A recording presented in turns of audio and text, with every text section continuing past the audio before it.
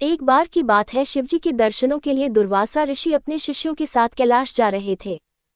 मार्ग में उन्हें देवराज इंद्र मिले। इंद्र ने दुर्वासा ऋषि और उनके शिष्यों को भक्तिपूर्वक प्रणाम किया।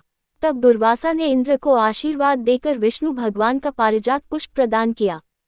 इंद्रासन के गर्भ में चूर इंद्र ने उस पुष्प को अपने ऐरावत हाथी के मस्तक पर रख दिया। उस पुष्प का स्पर्श होते ही ऐरावत सहसा विष्णु भगवान के समान तेजस्वी हो गया। उसने इंद्र का परित्याग कर दिया और उस दिव्य पुष्प को कुचलते हुए वन की ओर चला गया। इंद्र द्वारा भगवान विष्णु के पुष्प का तिरस्कार होते देखकर दुर्वासा ऋषि के क्रोध की सीमा न रही। उन्होंने देवराज इंद्र को श्री लक्ष्मी से हीन हो जाने का शाप दे दिया। दुर्वासा मुनि के शाप के फलस्वरूप लक्ष्मी उसी क्षण स्वर्गलोक को छोड़कर अदृश्य हो गई। लक्ष्मी के चले जाने से इंद्र आदि देवता निर्बल और श्रीहीन हो गए। उनका वैभव लुप्त हो गया। इंद्र को बलहीन जानकर दैत्यों ने स्वर्ग पर आक्रमण कर दिया और देवगण को पराजित करके स्वर्ग के राज्य पर अपनी परचम फहरा दिया। तब इंद्र देवगुरु बृहस्पति और अन्य देवताओं के साथ ब्रह्मा जी की सभा में उपस्थित हुए।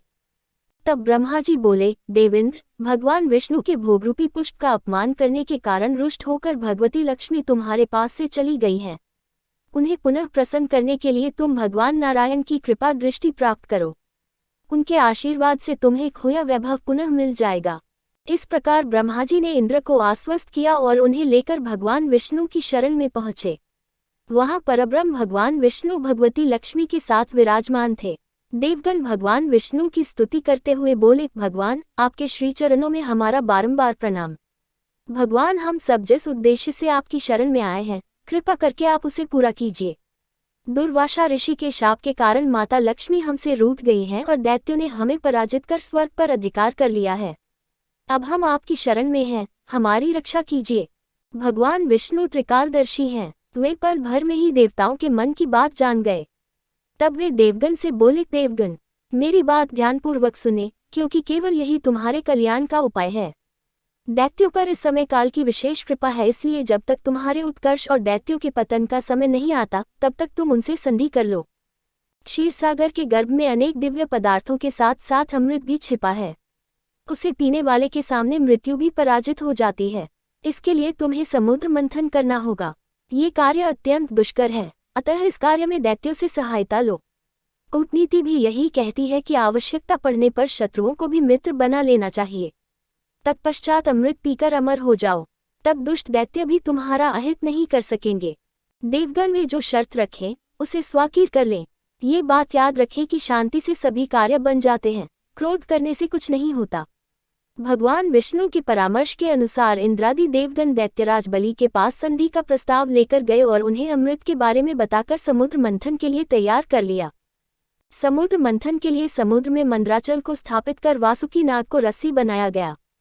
तत्पश्चात दोनों पक्ष अमृत प्राप्ति के लिए समुद्र मंथन करने लगे। अमृत पाने की इच्छा से सभी बड़े जोश और वेग से मंथन कर रहे थे। सहसा तभी समुद्र में से कालकूट नामक भयंकर विष निकला। उस विष की अग्नि से 10 दिशाएं जलने लगीं। समस्त प्राणियों में हाहाकार मच गया। उस विष की ज्वाला से सभी देवता तथा दैत्य जलने लगे और उनकी कांति फीकी पड़ने लगी।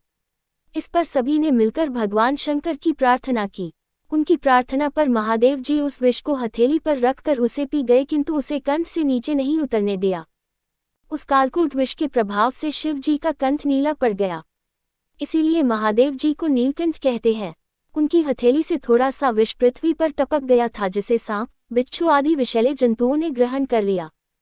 विष को शंकर भगवान के द्वारा पान कर लेने के पश्चात फिर से समुद्र मंथन प्रारंभ हुआ। दूसरा रत्न कामधेनु गाय निकली, जिसे ऋषियों ने रख लिया। फिर उच्चैश्रवा घोड़ा निकला, जिसे दैत्यराज बलि ने रख लिया। उसके बाद ऐरावत हाथी निकला, जिसे देवराज इंद्र ने ग्रहण किया। ऐरावत के पश्चात कौस्तुभ मणि समुद्र से निकली, उसे विष्णु भगवान ने रख लिया। फिर कल्पद्रुम निकला और रंभा नामक अप्सरा निकली। इन दोनों को देवलोक में रख लिया गया। आगे फिर समुद्र को मथने से लक्ष्मी जी निकली। लक्ष्मी जी ने स्वयं ही भगवान विष्णु को वर लिया। उसके बाद कन्या के रूप में वारुणी प्रकट हुई, जिसे दैत्यों ने ग्रहण किया। फिर एक के पश्चात एक चंद्रमा, पारिजात वृक्ष तथा शंख निकले और अंत में धन्वंतरी वैद्य अमृत का घट लेकर प्रकट हुए।